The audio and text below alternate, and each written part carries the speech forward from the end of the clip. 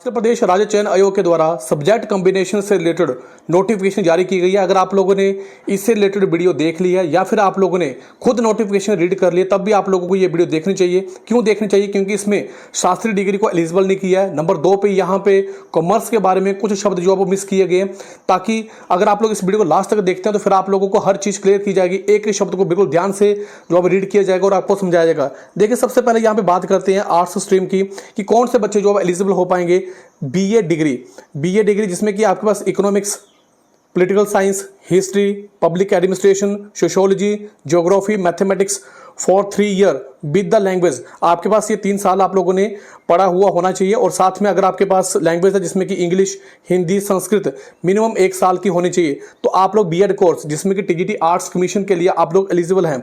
फिर इसके बाद यहाँ पे ऑनर्स कोर्स के बारे में बताया हुआ है। अगर आप लोगों ने बीए किया है, बीए ऑनर किया है और बीए ऑनर की आपने डिग्री किया है और इसके साथ आपने economics, political science, history, public administration, sociology, geography, mathematics as a major subject for 3 year along with the language English, Hindi, Sanskrit for the minimum 1 year, तो आप लोग इस कोर्स के लिए एलिजिबल हैं। अगर आपने देखो यहाँ पे ये बताया हुआ है कि अगर आप लोगों ने बीए किया हुआ है, ठीक है, बीए ऑनर किया और इसमें आपके पास ये सब्जेक्ट कॉम्बिनेशन है और साथ में अगर आप लोगों ने इंग्लिश, हिंदी और संस्कृत किया तो फिर आप लोग एलिजिबल हैं।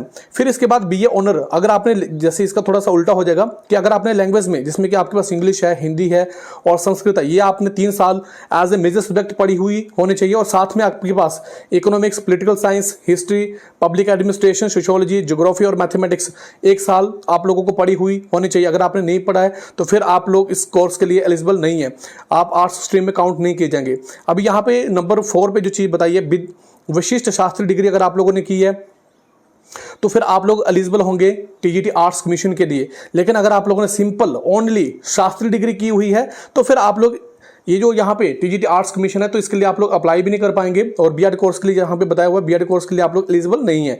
तो यहाँ पे टीजीटी आर्ट्स कमीशन के बारे में मैंने आपको बता दिया। एक बार मैं फिर से आप लोगों को बता देता हूँ, अगर आपने बीए किया है 3 साल में और उसमें मेजर सब्जेक्ट आपके पास ऐसे यहाँ पे बताए हुए हैं और साथ में आपने 1 साल की लैंग्वेज की हुई है तो फिर आप लोग एलिजिबल हैं। नंबर 2 पे यहाँ पे बताया हुआ है कि अगर आपने बीए ऑनर किया है और बीए ऑनर्स में आपने जो मेजर सब्जेक्ट आपके पास इकोनॉमिक्स, पॉलिटिकल साइंस, इस तरह से अगर आपने 3 साल तक आप लोगों को पढ़ी हुई होनी चाहिए और साथ में 1 साल आपका लैंग्वेज जो वो होनी चाहिए तो आप लोग एलिजिबल हैं। फिर इसका उल्टा अगर आप लोगों ने हिंदी, इंग्लिश और संस्कृत में मेजर किया हुआ है, आपका इसमें 3 साल तक आप लोगों ने ये सब्जेक्ट जो पढ़े हुए हैं और साथ में आपने पॉलिटिकल साइंस, हिस्ट्री इस तरह से 1 साल पढ़े हुए हैं तो भी आप लोग एलिजिबल हैं।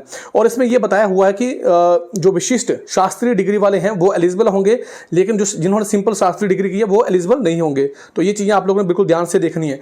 नॉन मेडिकल के लिए क्या कहा है कि अगर आप बीएससी डिग्री की बात करेंगे जिसमें कि आपके पास पीसीएम होता है दोस्तों, तो पीसीएम में आपके पास 2 सब्जेक्ट तो आप लोगों को पढ़े हुए होने चाहिए। जैसे कि यहाँ पे कॉम्बिनेशन में आ सकता है कि पहला कॉम्बिनेशन आपके पास फिजिक्स केमिस्ट्री का हो सकता है, दूसरा कॉम्बिनेशन आपके पास केमिस्ट्री और मैथमेटिक्स का हो सकता है, थर्ड कॉम्बिनेशन आपके पास मैथ और फिजिक्स का हो सकता है। अगर आप लोगों ने 3 में से 2 सब्जेक्ट पढ़े हुए हैं कॉम्बिनेशन में तो आप लोग एलिजिबल हैं। देखिए यहाँ पे ऐसा नहीं कि आपको सिर्फ 2 सब्जेक्ट ही पढ़े हुए होने चाहिए, आप तीनों, अगर आपने तीनों पढ़े हुए हैं तब भी आप लोग इस चीज़ के लिए एलिजिबल हैं। फिर अब हम मेडिकल स्ट्रीम की बात करेंगे जिसमें कि BSc degree under the medical stream में आपके पास बॉटनी, जियोलॉजी और केमिस्ट्री, इसमें भी आप लोगों के पास 3 साल तक आप लोगों को ये सब्जेक्ट पढ़े हुए होने चाहिए। और इसमें जैसे मैंने आपको बताया कि कॉम्बिनेशन होना चाहिए, चाहे आपका कॉम्बिनेशन बॉटनी के साथ जियोलॉजी के साथ है या फिर आपके पास जियोलॉजी केमिस्ट्री का या फिर आपका केमिस्ट्री का बॉटनी के साथ, तो इस तरह से आप लोगों का कॉम्बिनेशन जो वो अगर है तो फिर आप लोग मेडिकल के लिए एलिजिबल हैं। देखिए यहाँ पे